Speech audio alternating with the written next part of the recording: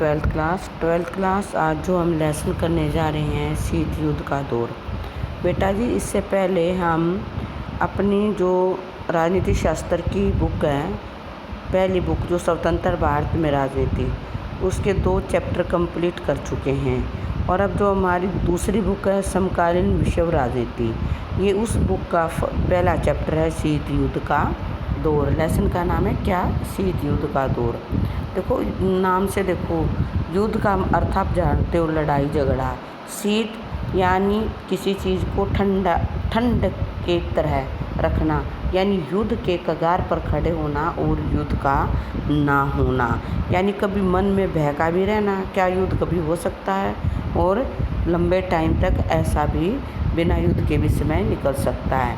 तो शीत युद्ध के दौर की जो रीडिंग ले रहे हैं, समकालीन विश्व राजनीति द्वितीय विश्व युद्ध के बाद से अब तक की वैश्विक घटनाओं के अध्ययन का विषय है। यानी 2 विश्व युद्धों के बारे में जानते हो आप। पहला जो विश्व युद्ध हुआ था 1914 और 1918 के बीच हुआ था। दूसरा विश्व युद्ध 1939 और 1945 तक चला था। तो उनके बीच ऐसे जो द्वितीय विश्व युद्ध हुआ था और उसके बीच कुछ ऐसी घटनाएं हुई कि जो वैश्विक घटनाओं के अध्ययन का विषय बन गई। इसमें वैश्विक होता पूरी दुनिया की घटनाओं के अध्ययन का विषय बन गई। द्वितीय विश्व युद्ध में ब्रिटेन, संयुक्त राज्य अमेरिका, फ्रांस तथा सोवियत संघ, जिन्हें मित्र राष्ट्र कहा गया था। जो द्वितीय विश्व युद्ध हुआ था, द्वितीय विश्व युद्ध में कौन कौन थे जिनको मित्र राष्ट्र के नाम से जाना जाता है? ब्रिटेन था, संयुक्त राज्य अमेरिका, फ्रांस तथा सोवियत संघ, इन्हें मित्र राष्ट्र कहा गया था। और इन्होंने क्या किया था? विजय प्राप्त भी की थी। और इसके अतिरिक्त एक धुरी राष्ट्र भी आएगा जिनकी इस द्वितीय विश्व युद्ध में हार हुई थी। मित्र राष्ट्र तो मैंने बता दिया, जैसे आपको ब्रिटेन, संयुक्त राज्य अमेरिका, फ्रांस तथा सोवियत संघ। और धुरी राष्ट्र जर्मनी, इटली तथा जापान, जिन्हें धुरी राष्ट्र कहा गया था। द्वितीय विश्व युद्ध के बाद 1945 से 1990 तक की वह तनावपूर्ण अंतर्राष्ट्रीय राजनीतिक स्थिति संयुक्त राज्य अमेरिका और सोवियत संघ के बीच रही। 2 देश, 2 महाशक्तियाँ, जो कि उस टाइम में सोवियत संघ भी एक महाशक्ति थी और अमेरिका तो एट प्रेजेंट भी महाशक्ति है। 1945-1990 तक की तनावपूर्ण जो अंतर्राष्ट्रीय राजनीति थी, अंतर्राष्ट्रीय पूरी विश्व की जो राजनीति थी, उसमें जो 2 महाशक्तियाँ थी वो थी अमेरिका और सोवियत संघ के बीच रही, जिसको शीत युद्ध कहा गया। इसमें क्या था? किसी भी शक्ति गुट में बिना शामिल हुए अपनी नीतियों का अनुसरण करना, गुट निरपेक्षता तथा किसी भी पक्ष में युद्ध में भाग न लेना तटस्थता की नीति कहलाई। यानी क्या था? आपस में प्रतिद्वंदी भी थे, एक दूसरे के साथ होड़ भी थी, लेकिन किसी प्रकार किसी गुट में शामिल भी नहीं होना और किस प्रकार की एक शीत युद्ध की भावना के साथ सामने खड़े होना।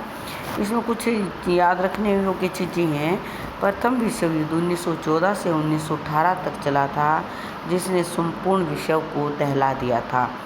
क्योंकि जो हमने इससे हमारे अंदर जो राष्ट्रवाद की भावना ने जन्म लिया था, उसमें प्रथम विश्व युद्ध का मेन रोल था।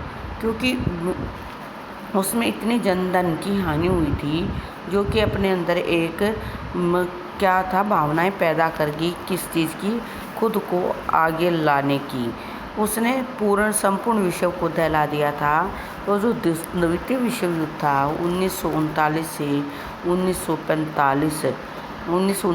1945 तक 2 जैसे एक तो मित्र राष्ट्र थे और एक धुरी राष्ट्रों के बीच हुआ, यानी 2 हिस्से थे, एक मित्र राष्ट्र था और दूसरा धुरी राष्ट्र था, जिसमें केवल यूरोपीय देश ही नहीं थे। जो मित्र राष्ट्र और धुरी राष्ट्र थे उनमें केवल यूरोपीय महाद्वीप के देश नहीं थे, अपितु दक्षिण पूर्व एशिया, चीन, बर्मा तथा भारत के पूर्वोत्तर भाग भी शामिल थे।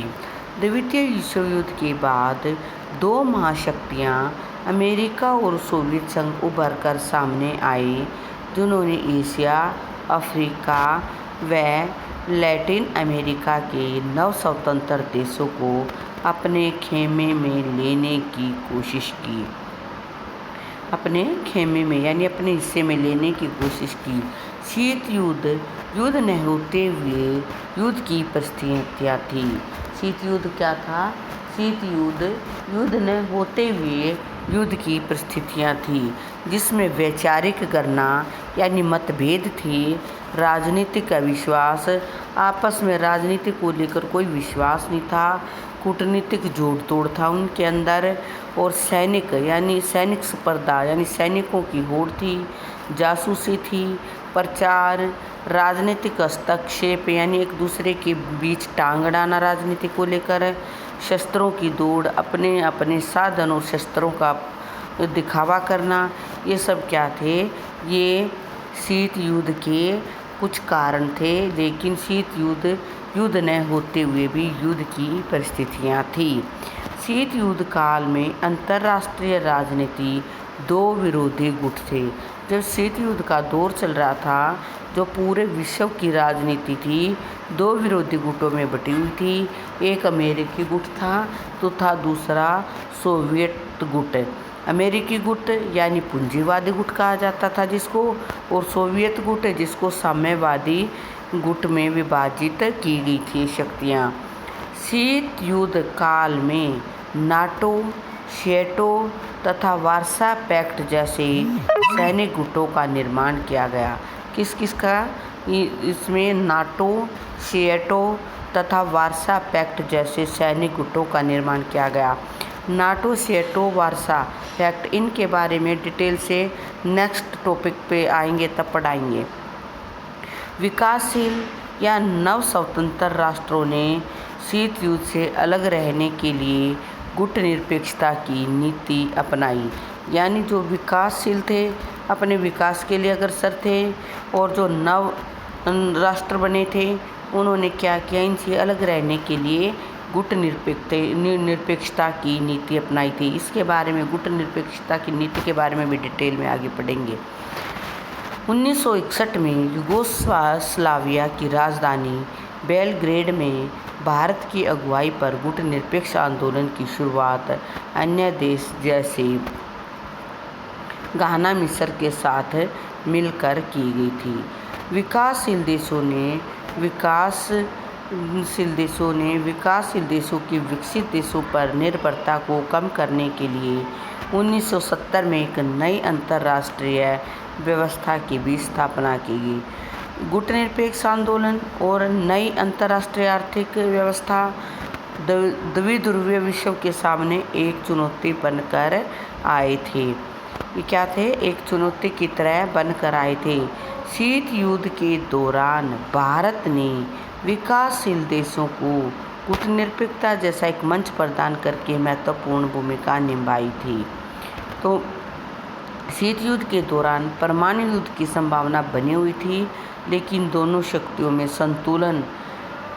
जो शक्तियों थे, शक्ति संतुलन ने युद्ध को वास्तविक रूप लेने से रोका।